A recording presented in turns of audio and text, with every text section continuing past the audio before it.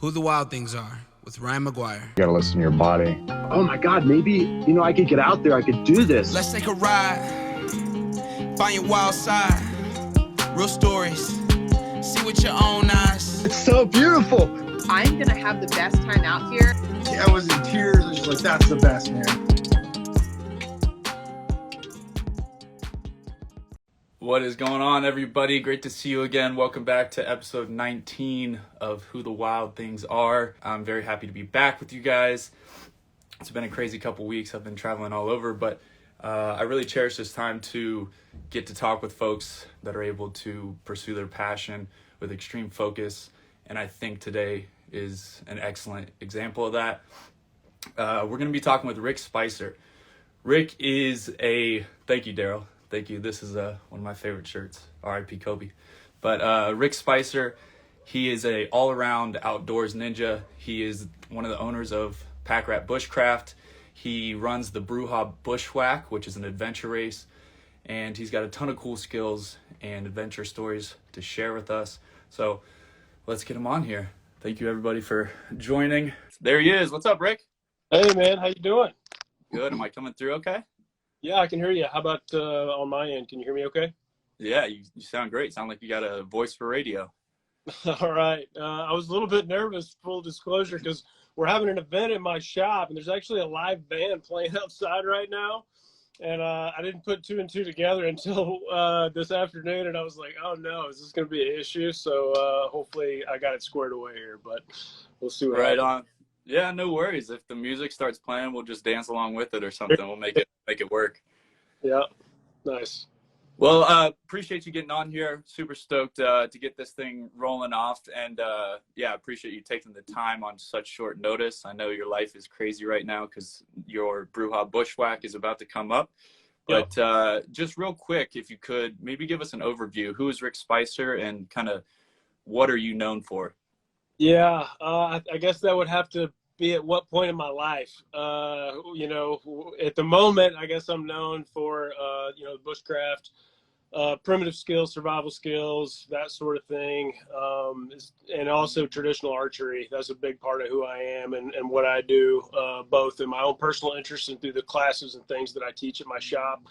But I've been a very avid rock climber, a martial artist, a canyoneer, a mountaineer, a lot of things, over the last 25 years or so, I guess you could say. I grew up hunting and fishing as a kid in kind of rural Arkansas. And, from there, that planted the seed, I guess, into the person that I have kind of become today. So, yeah. Right on. How did you get into the primitive stuff? Because there's kind of there's a difference, right? There's your hunter and fisherman that a lot of people get that exposure to growing up. And then there's this whole other world of kind of studying ancient technologies and then kind of applying them in a postmodern world. Yeah, that's a great question. So I was always interested in that stuff as a kid. I can remember probably at about 12 or 13 years old getting my first copy of Larry Dean Olson's Survival Skills. And that it was black and white, back then, just text, and you could barely even see the pictures in that book because it was just, they didn't come across very well in black and white. But I read that thing cover to cover a bunch of times and learned a lot of things the hard way as kind of a teenager and a young adult, just trial and error and trying to figure it out, because back then, there wasn't YouTube. There wasn't a lot of this stuff now where you can go and you can watch videos and ask questions and those kinds of things. And so I was literally using books and just my own, for honestly, my own failures a whole lot, trying to figure these things out and doing it the hard way.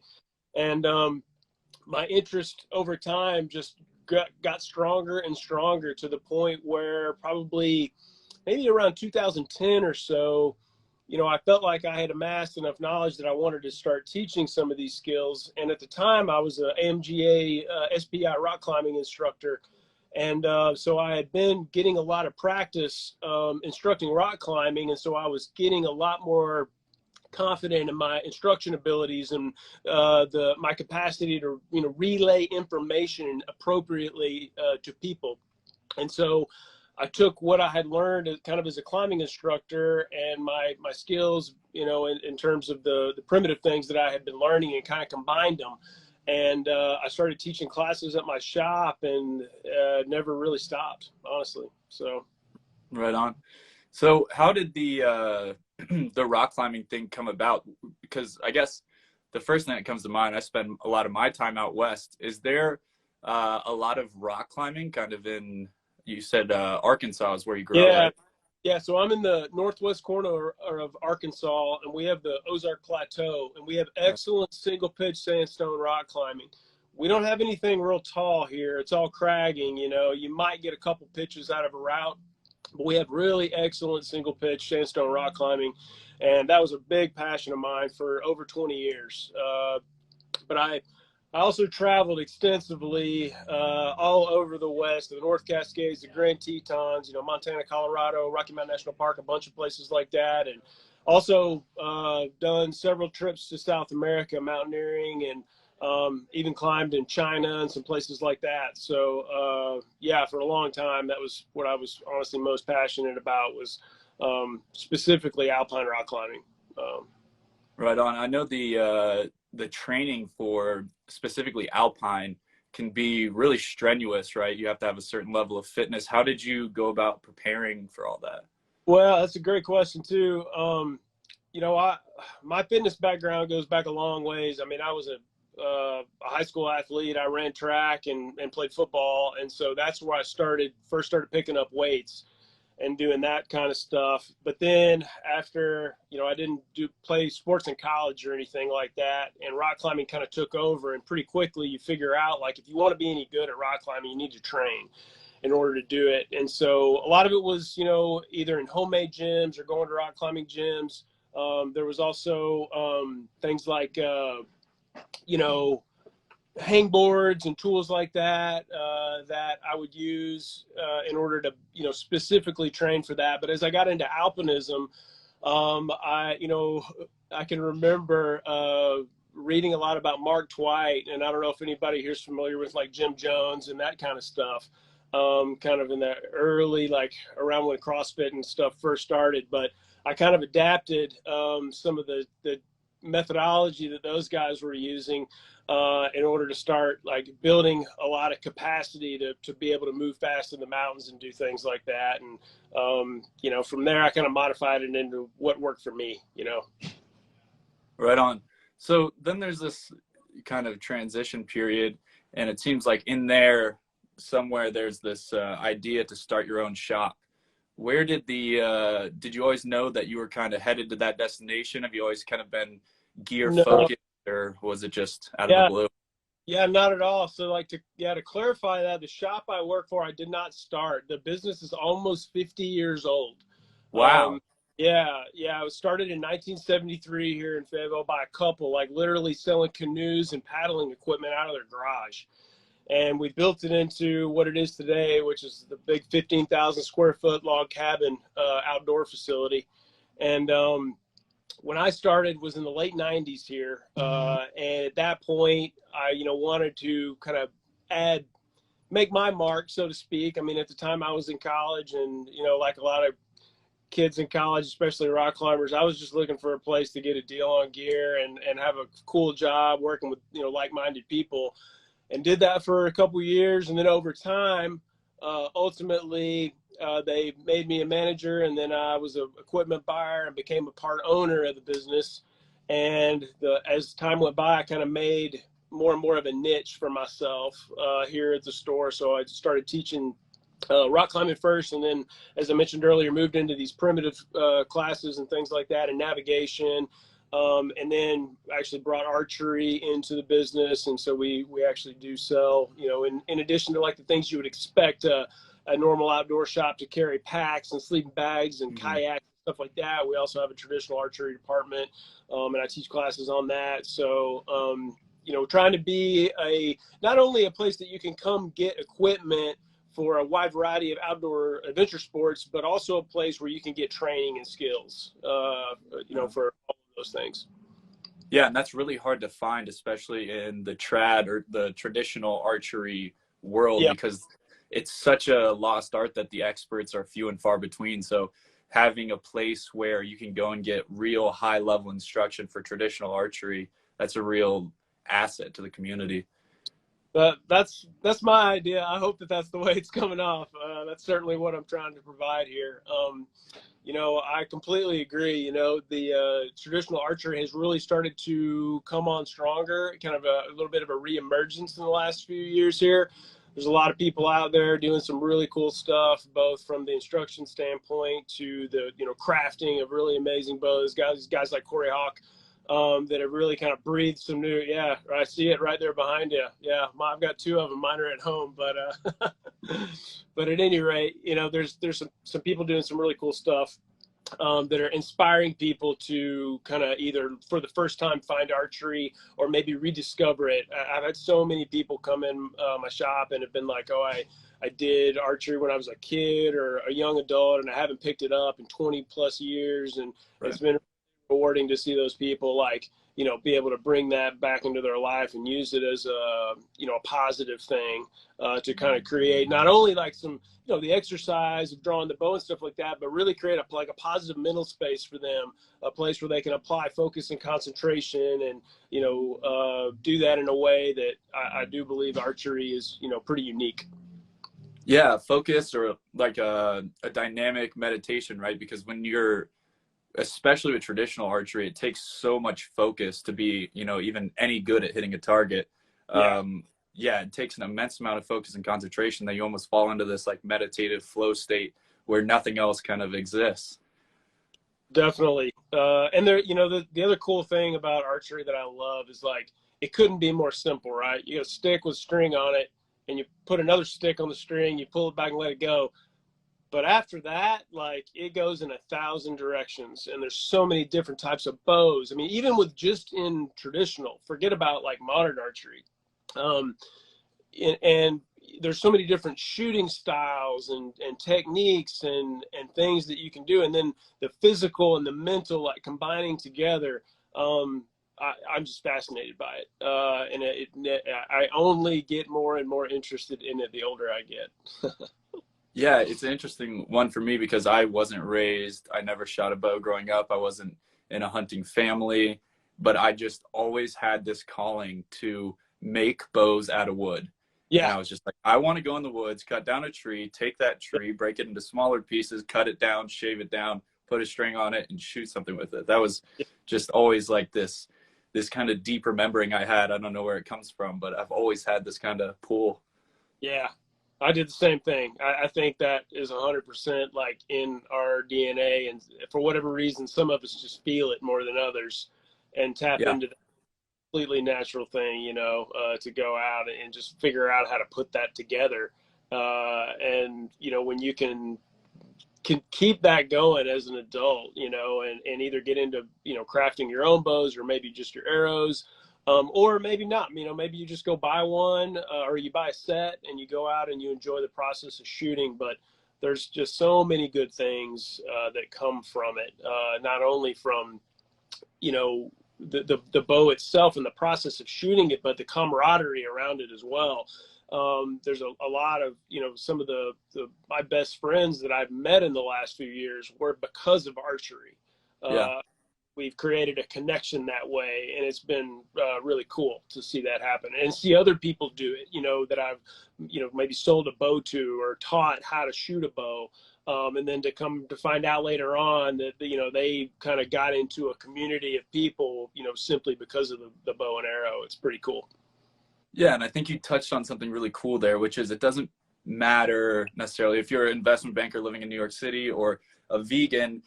The hunter-gatherer lifestyle, the stick and the string and taking down animals is a part of everyone's DNA. It doesn't matter how far you pull away from it. It is undeniably a large part of what makes us human. Right. Yeah, it is. There is. And, there's something tactile about just the process, using your hands and combining your concentration with it and just the tool itself. That I genuinely believe pretty much everybody can participate in and can benefit from. Yeah, and I think that's why I just, keep going, and I can't get away from everything that has to do with bows and arrows. Okay, so let's nerd out for a second. So one big piece of the ultra primitive archery is flint knapping, taking a large rock, using other rocks or antlers, breaking it down into smaller rocks that are pointy. Most people know them as arrowheads or a spearhead. That's something that you have really excelled and focused on over the last couple of years. Tell us about that journey and kind of where it started. Yeah, so it actually started in a class I was taking in college in probably 1997 or something like that. And I was taking a class called Prehistoric Archaeology, and there's a professor, I'm not sure if he's still teaching today or not, but his name was Jan Shimmick. And he would go to France and excavate Neanderthal sites. And I was fascinated. It blew my mind when I started learning about this stuff. And he started talking about how they would make tools, these stone axes and things like that. And I just went down a rabbit hole and started trying to teach myself, even back then in the kind of mid-late 90s. And I did it for a while, was terrible at it, couldn't make anything. And but I kept trying, and I set it down for quite a few years. And then probably, again, maybe 2010 or so, I decided, you know what, like I'd probably picked it up a few times and I was always just terrible at it. And I was like, if I either need to stop or I need to devote some real effort into creating this skill set for myself. And so I started, really trying to focus on it, spending more time doing it.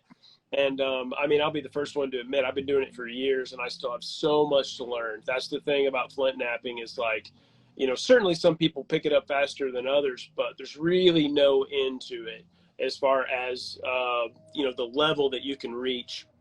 And, primarily for me, my main interest with it has been crafting arrowheads for deer hunting. And that kind of thing. I've made some stone knives, stone axes, and things like that. And occasionally I'll still do that. But first and foremost, I just love arrowheads. Like they are beautiful to me, and arrows in general. And again, everything about them, creating the arrowheads, hafting them, using pine pitch and sinew to attach them to a piece of river cane or something like that is really cool.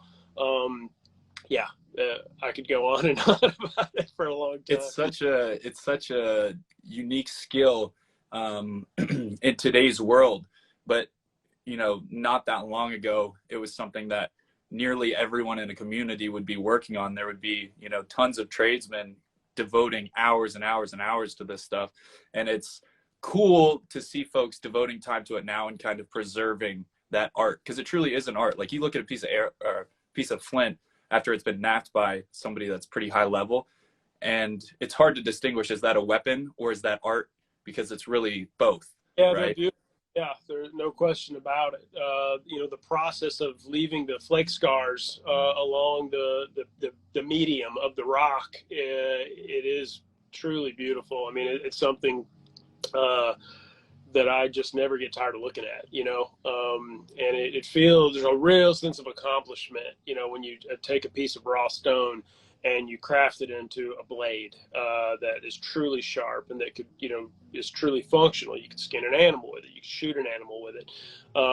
You could carve a friction fire set out of it, that type of stuff. And maybe you use it for that. Maybe you don't. Maybe a lot of people, just put it on the shelf as a conversation piece, something to look at.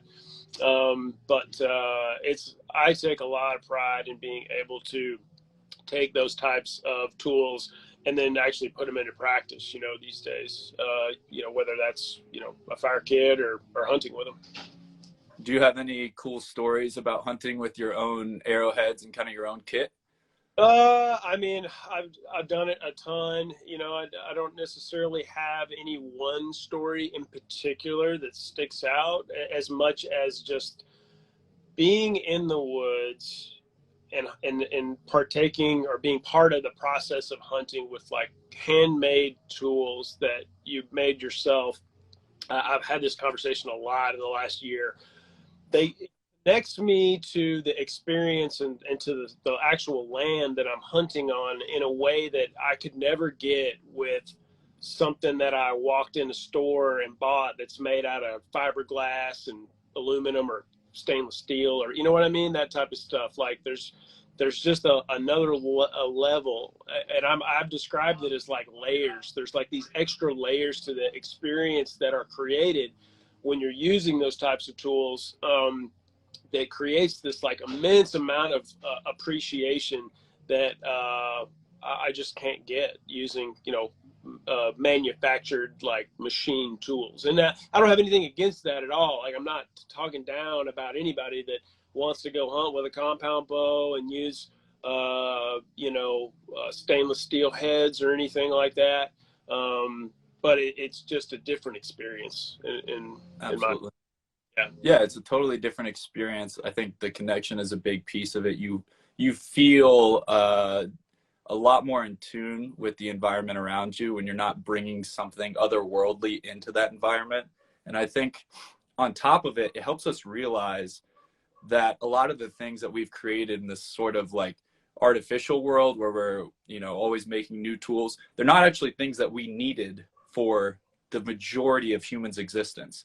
Most of those things were created within a small community out of the resources within a couple hundred yards.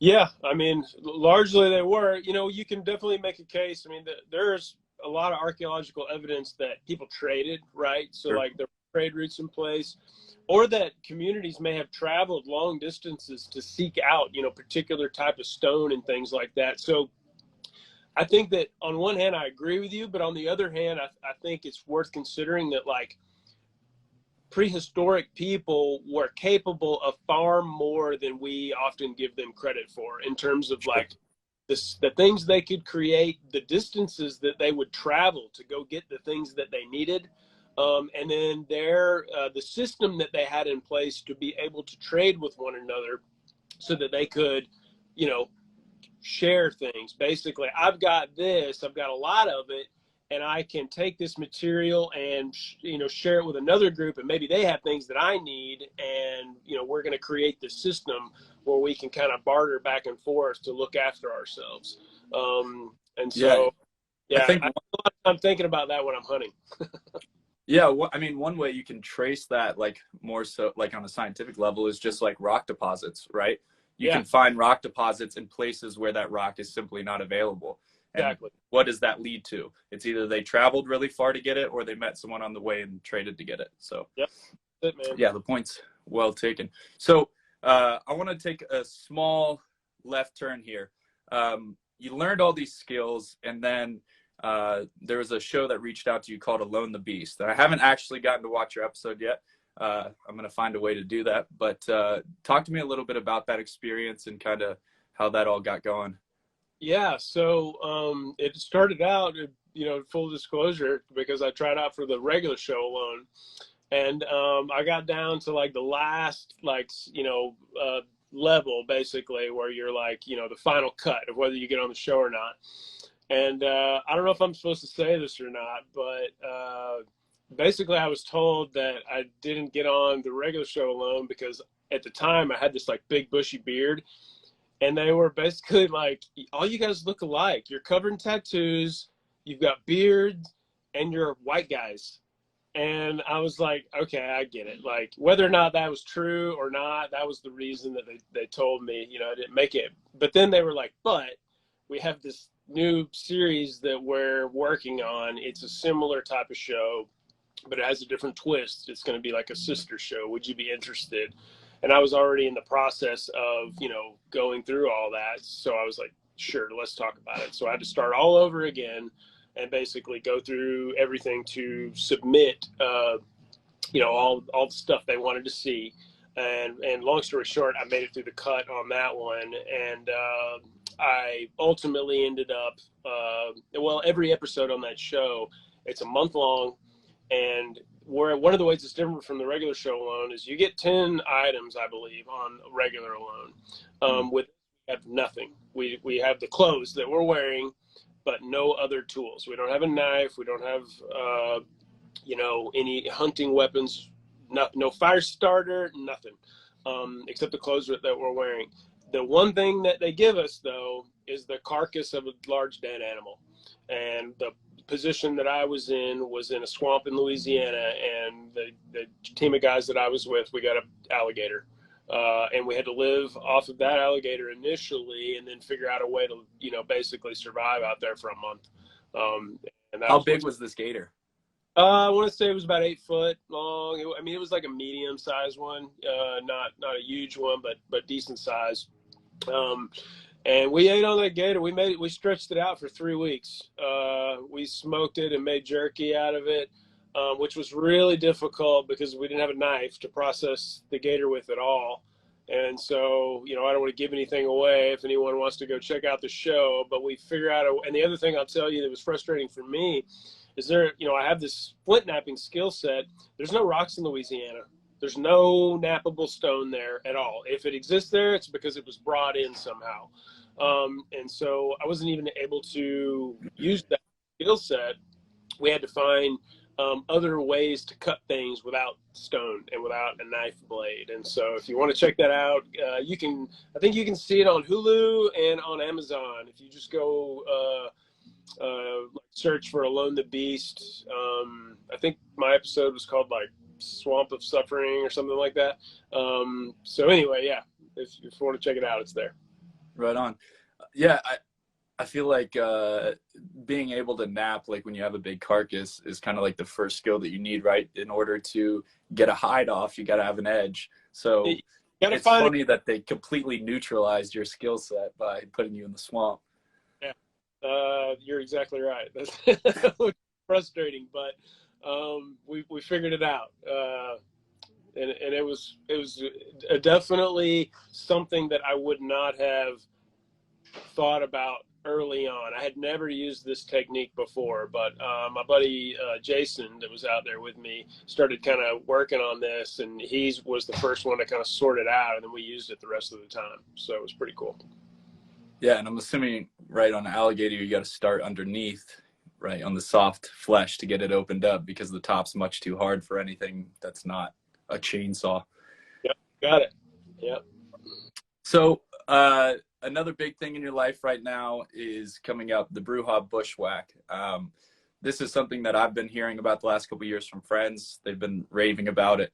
And I am big into adventure racing. So give me a little background on how that thing got started and kind of where it is today.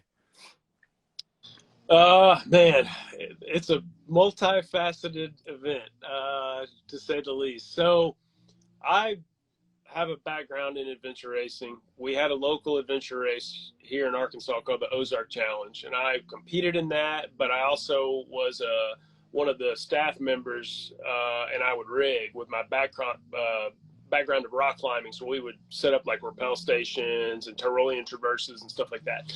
And so that race eventually ceased. It went away. And so for a few years, we didn't really have anything. And I got into Spartan racing, and I started doing like those obstacle runs and stuff like that, and had a good time doing that for a while.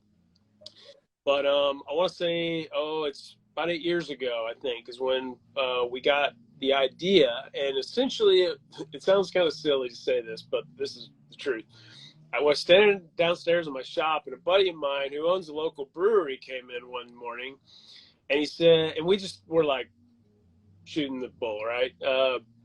And somehow we got on this thing where it was like, wouldn't it be cool if like there was like a party that like we had a keg in the woods, but at the same time, like you had to have a map to find it, and you had to like, cross some crazy terrain to get there. Like it was a secret to be able to find the party, and maybe you have to do stuff along the way. And like while we were talking about it, like it just started clicking in my head, and I could like literally see this thing in a matter of moments. And I was just like, I have to do this. Like this is awesome. No, I've never seen anything like this before. And so the first year was pretty rocky. I mean, it was literally just making it up as we went along. But essentially, what it has morphed into, our slogan is "Race for points, not for time." And the idea is that while physical ability is still very important, if you're fit, you're going to do better than if you're not, no question. But skill trumps speed. I didn't want to have something where like a triathlon type person could come in and just crush everybody simply because they're really fit. Knowledge of bushcraft, primitive skills, your ability to read a topographical map, all those things are critical. And if you can't do them, you're not going to do well in the event.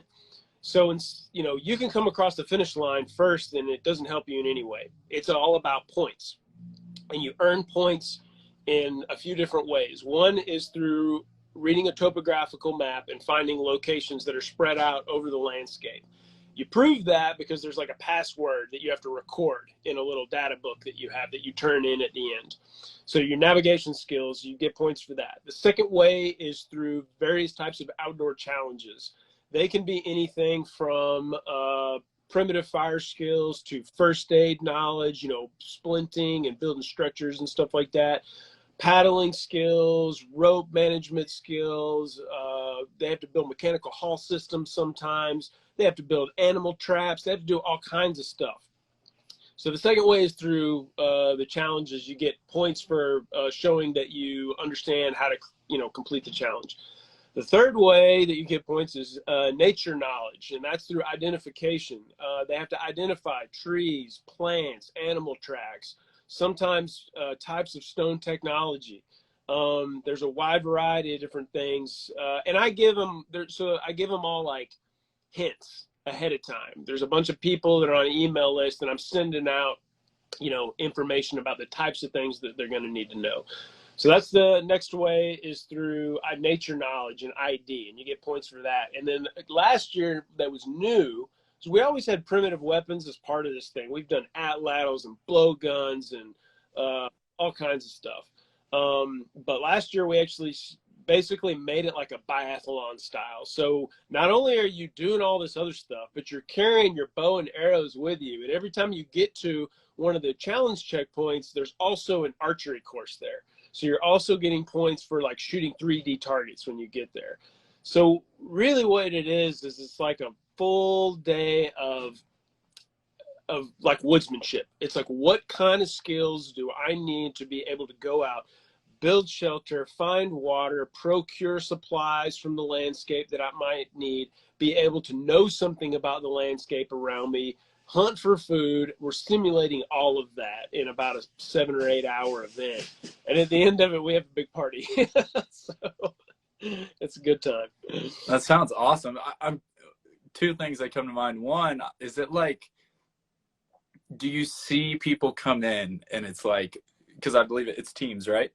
Yeah, so they have to compete in teams of 3 or 4 people. It's a mandatory team event. Largely that is for safety, because sometimes they're in very remote country, and I want to have it so that if anyone ever got injured, they're never left alone. But also I intentionally design a lot of the challenges so that you can't complete the challenges without teamwork. Teamwork is a huge part of the event. Yeah, because part of my question was, like, do you ever see like instructors on a race team that, have an upper leg, or who are the teams usually comprised of? Is it people that are professionals kind of in this realm, like instructors, or is it more just people that are out in the woods trying to have fun? It is all over the place. And that's one of the coolest things about this event, is like, you'll get young, old, from all different walks of life. You get people that are very skilled, either hunters or, traditional skilled people that are coming in, people that spend a lot of time training specifically for the event. And then you get people that really almost don't have any business being out there, but they hear about it and they're like, this sounds crazy. I've never been tested this way. I just want to see where I stack up, and then they just go give it their best. And I love that. I think it's awesome when people just come out there and because it's really all about creativity. I mean, I've definitely seen people come out that don't have as strong of a background in, the nature knowledge and, topography of the map and bushcraft skills, but they're creative. They have a positive attitude and they're ready to get after it. And they do really well because they just have the right mindset. And that's huge in this event. Whereas I've seen other people that have gotten really frustrated because it doesn't go the way they expected. And even though they're a very skilled individual, their team breaks down and they're struggling because certain people on the team are having disagreements, and it kind of falls apart on them. And obviously I don't want that to ever happen to anybody, but you learn a lot about yourself, and you learn a lot about the working with a small group in a situation where you have to make decisions really rapidly, and where you're moving quickly and having to accomplish things, different types of skills in a really rapid pace. So it kind of, you've got challenges coming at you from every direction, and time management is a huge part of this thing. And so I really love it when you get a team that like comes together, and maybe you've got someone who's a navigator, really solid with their land navigation. You've got maybe somebody else that's a primitive skills person. They've got solid friction fire skills. Maybe they know stuff about stone tools. Maybe they can build primitive traps. They can do stuff like that. And then you've got another person that's maybe like more of a modern, maybe they've got rock climbing knowledge and rope management skills, kayaking or canoeing type skills. And then maybe somebody else that's like got the, super good nature knowledge. Like they're like a plant, tree, ID nerd, that type of person. And you put all that together and you get a super strong team. And it's really fun to watch people sort of rely on each other for different things. And then the other thing that's cool about it is, even though it's a competition, like I encourage teams to work together. Like, you're competing against them, but I think it's awesome when I see like 2 or 3 teams actually combine. And so maybe you have like 9 to 12 people that are like working together throughout the day, and maybe they, split up later on because it's a competition, but a lot of times they don't. They just like fully walk across the finish line together at the end, because they're just out there trying to get better. They're trying to challenge themselves and just go out and have a blast in the woods with their friends. And that's, at the end of the day, that's what I tell everybody. It's like, look, like, don't get frustrated because you didn't do as well as you thought. Like, just go out there ready to get after it, ready to have fun. And that's exactly what will happen. Don't. Yeah, I think I try to describe this to a lot of people when describing land nav with maps and compass. Like, if you're on the outside, it's just put red Fred in the shed and shoot an azimuth and follow it. But when you're actually in the environment, people are familiar with the husband driving and the wife saying, I think you should get directions, and the husband getting all angry about it. Now imagine you're in the middle of nowhere, there's 4 of you, and the only GPS you have is paper. Right. And imagine how much quicker that thing turns south. It's a whole different ball game. It is 100%, and it's really cool to get people to put the phone away, get rid of the GPS and rely on what's up here. Not letting technology steer you, because so many of us are guilty of just letting technology take over. And this whole event is really the antithesis to that. It's like, let's use our environment, let's use each other, let's use our brains and solve problems, and hopefully have a blast doing it.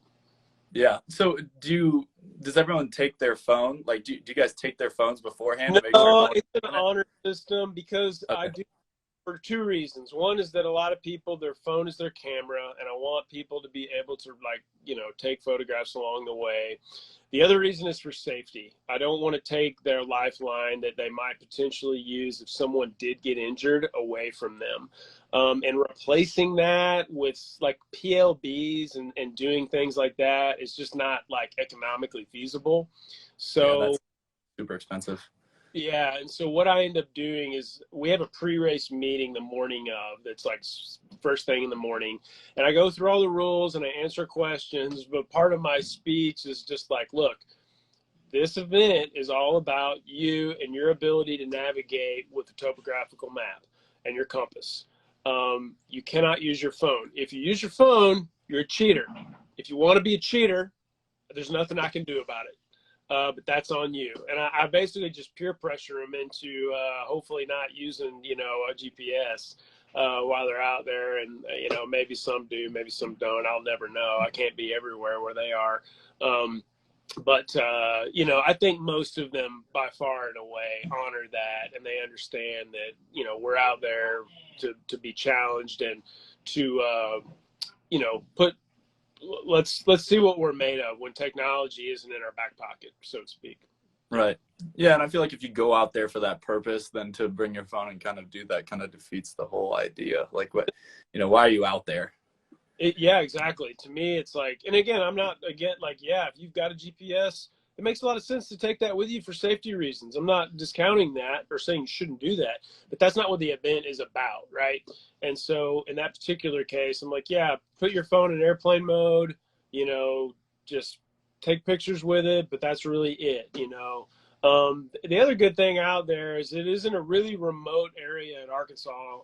It's in the Mulberry River Valley, and cell service is terrible out there. So even if you have a phone, half the time, you know, you can't really get on the internet.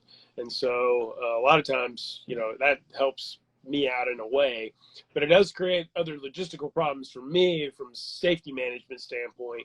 But you know, we got two-way radios and ways that we get around that. So, but safety is a big, I take that very seriously, because the things I'm asking these people to do are, you know, potentially dangerous things in remote areas, and so we manage that very carefully. I've got wilderness first responders. Actually, I have a ER physician that's the medical director for the event, so, you know, we take that very, very seriously. Yeah, I'm sure there's the insurance on something like that with all the high risk maneuvers got to be crazy. It's complicated. I'll just say that. Yeah. Yeah. I spent a lot of hours just working on logistics for permits, for national forest use, insurance.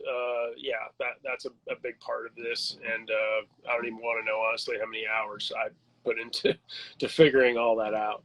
I'm sure everyone appreciates it. And if people are listening to this or catch it after the episode, how can they get involved? How can they join the race, or just maybe hang out and drink beers? Yeah. So right now, just so people know, the race is full because of the technical nature of the event. It fills up really rapidly. I can only allow so many people. So this year there's 160 competitors that will be actually racing, but it is full. The other thing I'll say about the event is that it's two-sided. The competition race is only half of it. The other half of it is an outdoor festival. And it's a really cool vibe because what we do is we combine new and old. I bring in modern companies, you know, like, you know, I'm trying to think of examples like Osprey packs or Mystery Ranch packs, or like Nemo equipment, MSR, like these brands that make really high-end outdoor equipment. And I combine that with primitive skills practitioners, friends of mine, guys like Corey Hawk, that, you know, come down and they, you know, teach skills and they show their craft. I've got a bunch of friends that, you know, my buddy Keith, who was on Alone as well. And, you know, there's a great group, a community of people that come down and teach, you know, these really cool skills. And so we've got the new school and the old school at the event. In addition to that, there's a lot of other like cool stuff for kids to do and that kind of thing. It's a family friendly event. And then it's like catered live music at the end and all this kind of stuff. So even if you don't want to come to the race, or if the race is full and you couldn't get into it, the festival is an awesome day. Really, really cool time. And you can meet a lot of really great like-minded people that have similar interests. The way to find out about it is two ways. One is brewhabushwhack.com. That's going to redirect you to my business's webpage, which is packratoc.com. You'll see on there's a whole section for Brewha Bushwhack. It'll answer a bunch of the questions about the event. If people are interested, the only big reason to sort of sign up for the festival early is if you want to get in on the food. The folks that own the property that we run the festival on, they cater. They do an amazing job. We have a vegan option and a meat option, but they do awesome barbecue. That will end to buy tickets for at the end of the month. After that, you can just show up and buy a ticket, but you'll be on your own for the dinner for that night. You won't be able to get in on that. But they do have an Liquid diet. What's that? I said liquid diet. Yeah, right. Yeah, and there'll be a bunch. I think at this point we have like 5 or 6 Arkansas breweries that'll be there, all local craft beer, and that type of thing. So yeah, it's a super cool vibe. A lot of great people that come out for it. And then there's a lot of fun kind of after the event's over, people hanging out around campfires and doing some fun stuff yeah, you should just have to, I'll just leave that a mystery. You'll have to show up and check it out if you want to see what's going on after hours. But yeah, it sounds excellent. And I'm bummed I can't do the race this year, but I'm telling you, next year I'm going to get a team. I'm going to get some skilled people, some guys, some gals, maybe some people that have been on the podcast. Maybe I slip you a couple bucks, who knows?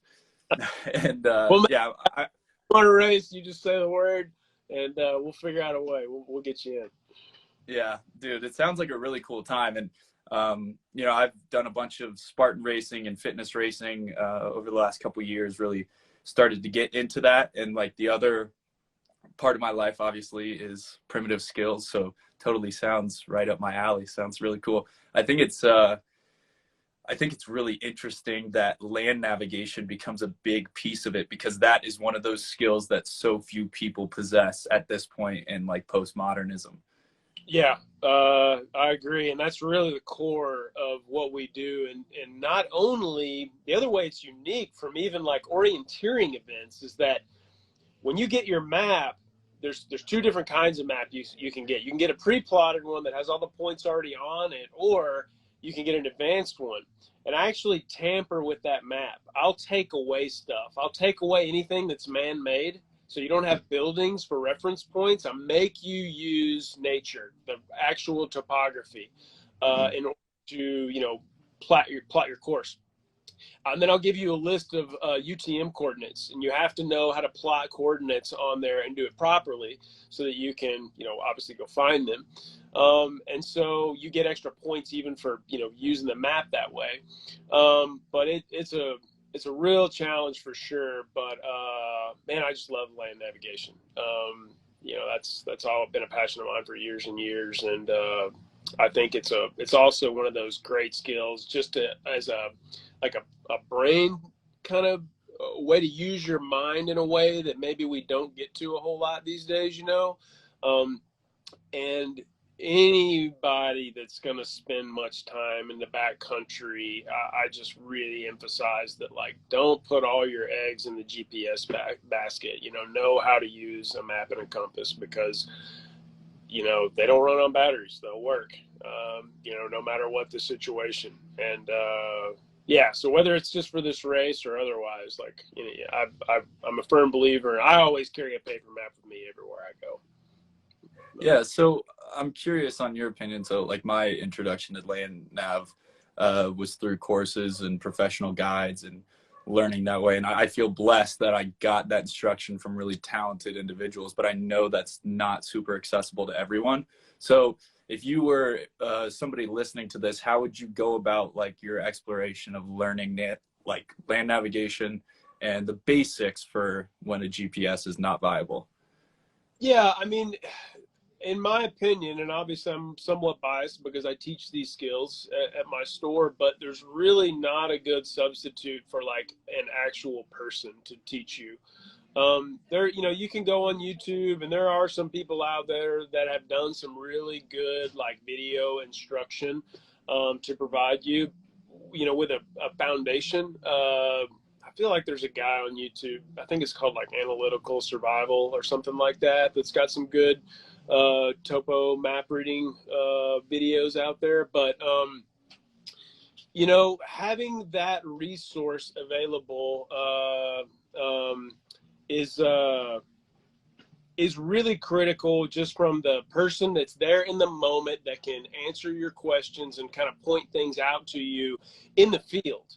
I do both classroom sessions and field navigation classes, and I'm very much a person that I learn by doing, and until I'm out there actually doing it, nothing is really happening in my brain that is gonna stick. And I think a lot of people are, and that's why I feel really strongly about getting people out into the field, getting a map and a compass in their hands, and let's go learn by making mistakes, honestly, and figuring it out.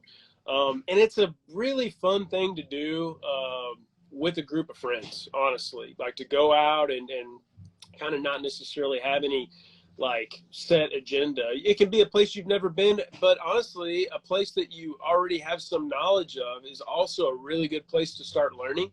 Learn how to use a compass to orient your topo map, and then start using terrain association skills to pick points out around you, plot a course, follow it, and see if you picked out a creek somewhere, or like the confluence where two creeks meet, could you hit that by following a course, Mm-hmm. And if you can't, okay, then let's analyze that. Why didn't that work? Maybe you were in a place and you didn't know about magnetic declination, and your compass was way off, because you were in Utah and you had 12 degrees of declination, and you tried to follow that azimuth for several hundred yards, and you ended up off course. So things like that, really you got to go do it to learn it. And because Right. you can read every book you want, in my opinion, and certainly a book is a great place to start, but you can read any book and you can watch any video and you can do all this stuff. But when someone takes you somewhere where you don't know the terrain and hands you a paper map and a compass and says, okay, go do it, it's just not the same thing. Right. Being out there and doing it, you gotta Totally go. agree.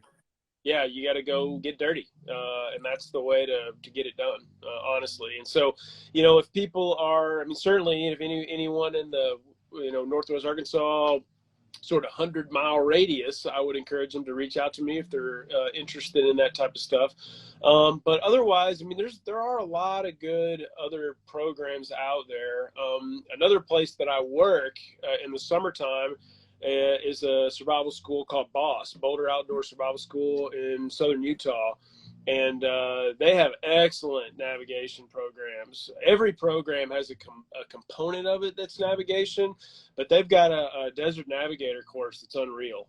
So if you want to deep dive, as deep as you can get in that type of training, look up a school like Boss, or perhaps a school like Outward Bound, something like that. Those places are going to provide an opportunity to learn those skills in the field. Yeah, it's funny you mentioned Boss. I'll probably see you down there this year. Yeah, I took a course back in 18, but that's one of the foundational moments for my land nav, and I'll be helping them with instruction this year. So probably see you down there, man. Oh man, that's great. Yeah, maybe some of your land nav will rub off on me. We can brush shoulders. Great, we'll have to follow up on that. Yeah. Yeah, absolutely. So that was actually one thing I was going to ask you about was Boss. So Boss is obviously like a really old and well-respected institution. They've been around for over 50 years. How did you get connected with them? And when did that whole thing start taking off? When did you start instructing with them? Well, I think I mentioned already as a kid, I got Larry Dean Olson's book, and he was the founder of Boss in the late 60s. And so I can't remember when I first found out about what Boss was, but it was probably like late 90s, early 2000s, somewhere around in there. And for a long time, I wanted badly to go take a course, but I'll be perfectly honest, I couldn't afford it. Like, the courses are not cheap because they're very high quality. And for a long time, I was either a college kid or just a young adult working, and it just wasn't really something that was in my budget to do. And so I wanted to do it. And finally, several years ago, I was kind of like, okay, I've been doing primitive skills on my own for many years, but I had always heard from so many people that Boss was kind of on a different level, offered really high quality instructions, and that the people that came out of there guys like Matt Graham, stuff like that, that are just really knowledgeable, skilled people. A lot of those folks had their foundation there. And I was like, well, it sounds like a place that would make a lot of sense for me to go get training if this is the path that I want to continue down. So that's what I did. And, they have a wide variety of different types of courses. But the course that I took there as a student was the hunter-gatherer, and it was phenomenal. I cannot recommend that course enough. The guy that teaches that course is a phenomenal primitive skills practitioner, really great guy. And I was probably like you, but fortunately enough for me, when it was over, I was asked to come back.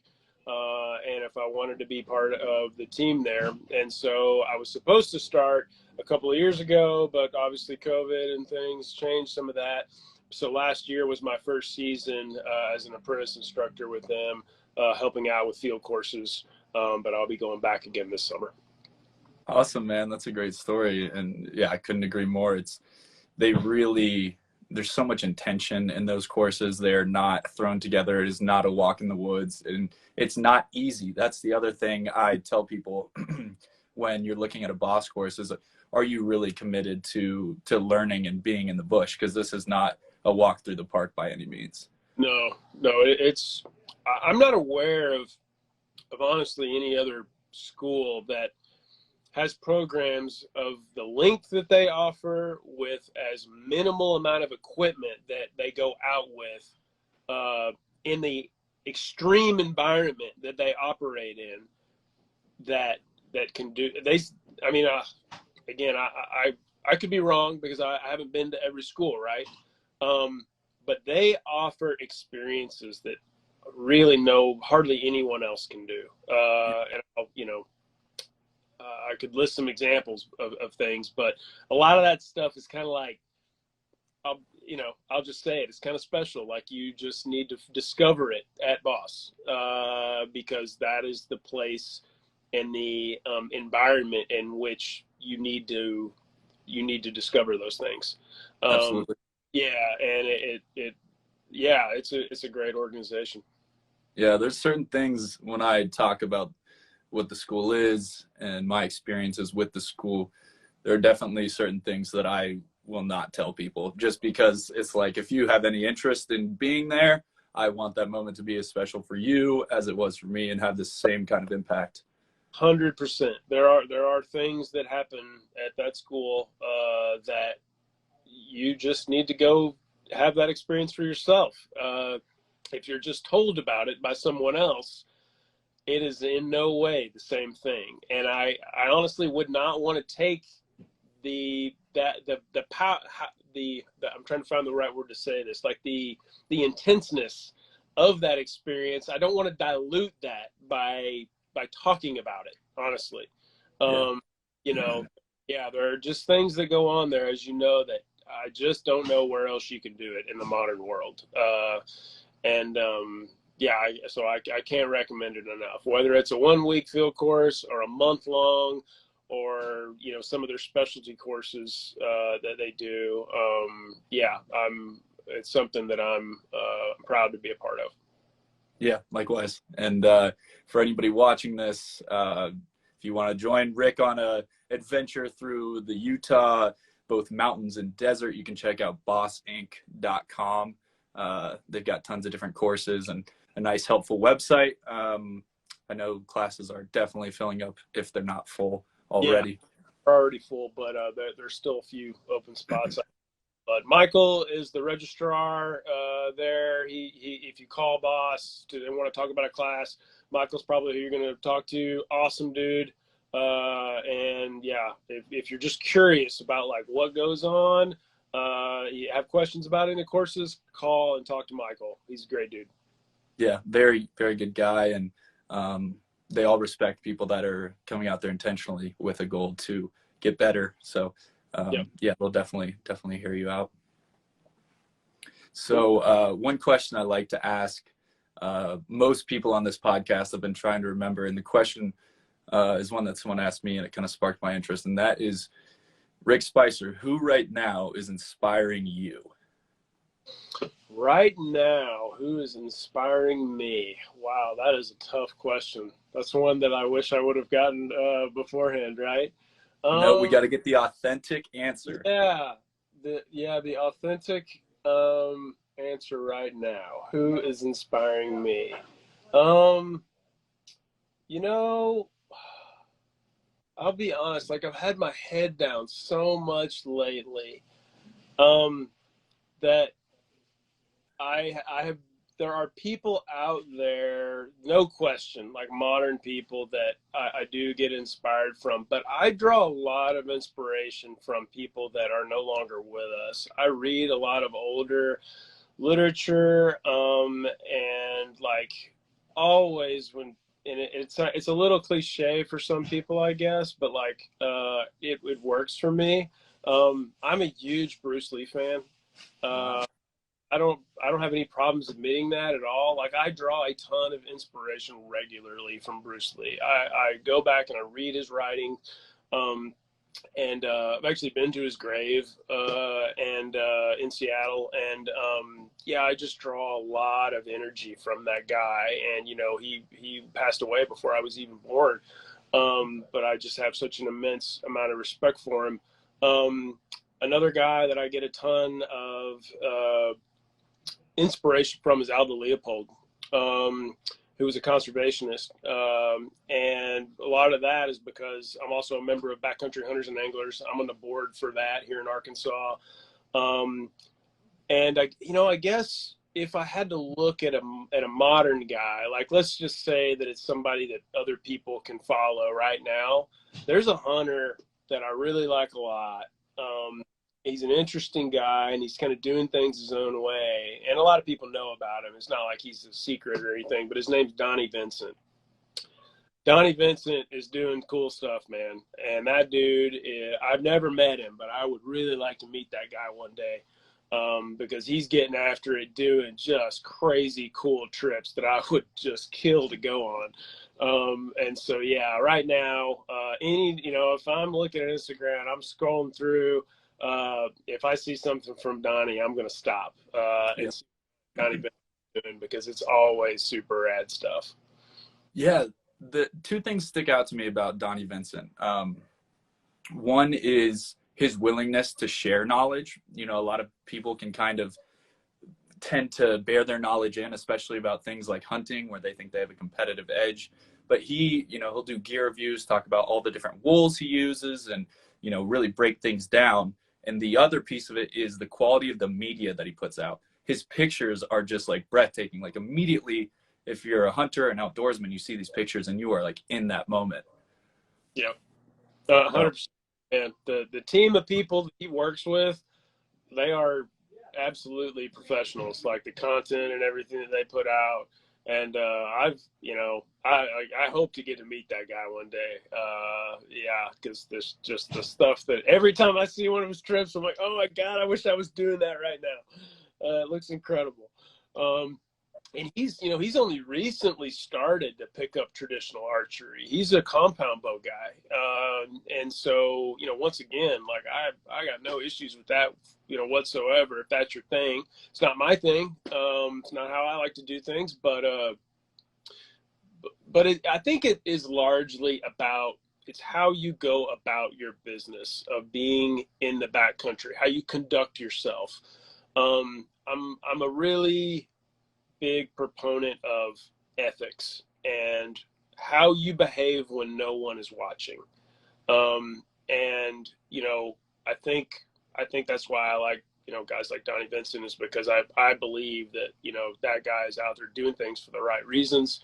And, everybody's not going to agree with, he may go on a hunt and shoot a mountain lion or whatever, then people get worked up about it.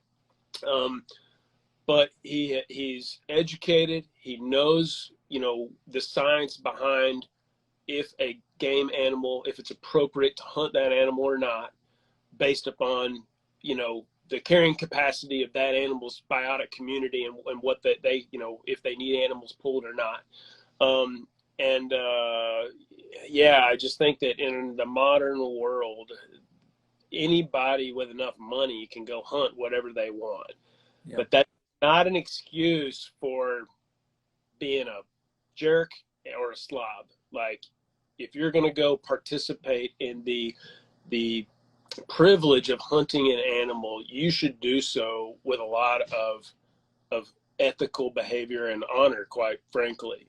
You owe it to that animal you're hunting to conduct yourself that way.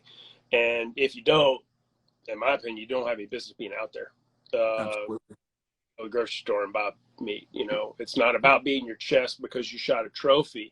It's about participating in something that is sacred that we have been doing for the entirety of our existence. And if you're not looking at it that way, I have a hard time getting, probably agreeing with you on much, because I don't know, it's important. Well said, brother.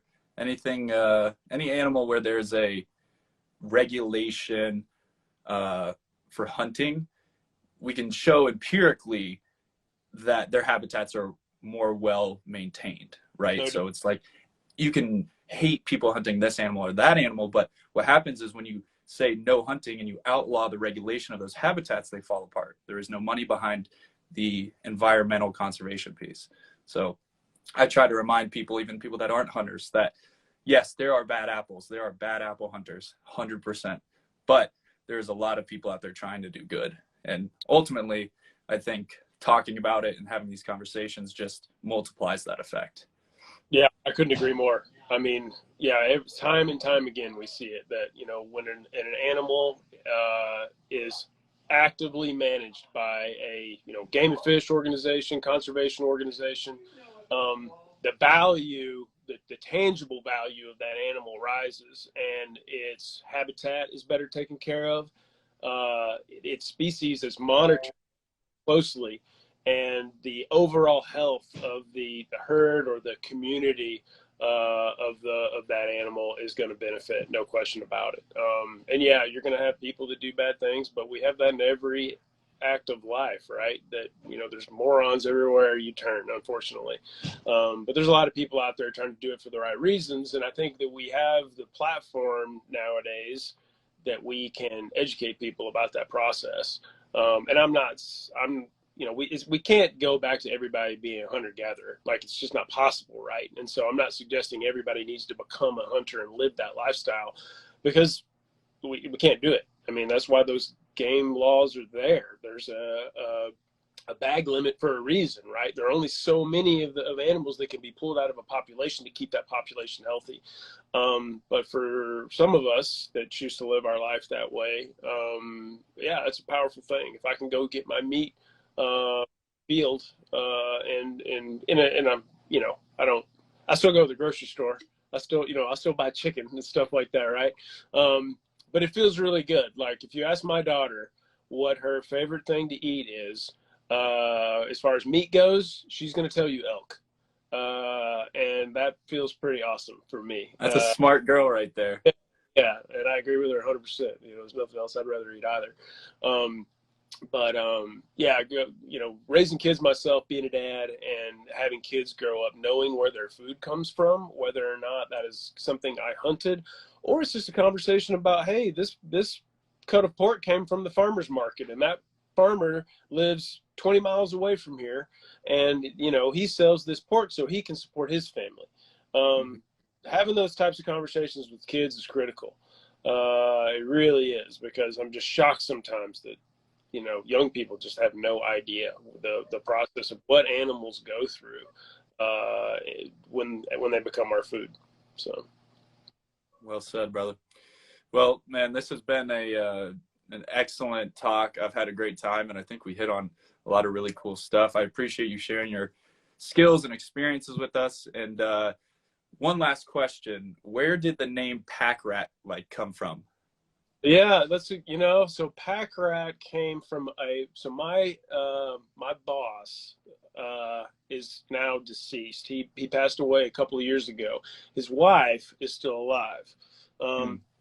And she's still very much part of the business. Wonderful woman who I've worked for many years. And she's largely responsible for the reason I'm a part owner of the business today. But it was a friend of theirs that in the 70s, when they were starting the business, you know, they were going to do this outdoor store. He came up with the name and the original drawing of basically a rat with a backpack on it. And now it's, you know, for a while it was, I don't know, it was kind of weird. Like, okay, it's this cartoon rat, right? But now it's like kind of retro. Our logo is, and we have more than one logo. You don't see them. So like, without going too far into it, like a few years ago when I started the whole bushcraft thing, I wanted to have something that was separate for that. And so that logo is actually a red mulberry leaf, which is very distinctive, and it's one of my favorite trees for a lot of reasons. And so the Pack Rat Bushcraft logo, that was another guy, a friend of mine that I work with, our idea. But the classic Pack Rat logo, is the hiking rat, and that goes all the way back to 1973. So I like them both. They're just different. Yeah, man, a lot of history there. That's very, very cool. Well, like I said, this has been awesome. People watching this, if you want to check out more about Rick, you can check him out at Pack Rat Bushcraft on Instagram, and then also it's Pack Rat Outdoor Center, or what's the website? PackRatOC.com, and that stands for Pack Rat Outdoor Center. Yep, in Fayetteville, Arkansas. Right on, man. Well, I appreciate you. Thanks for coming on and sharing all your stories. And you're definitely wild, Rick. I'll hopefully see you in Utah this summer. I hope so, man. Hey, I really appreciate the opportunity. I enjoyed it. Awesome, man. Well, I'll see you guys next time. Thanks, everyone, for joining. Take care.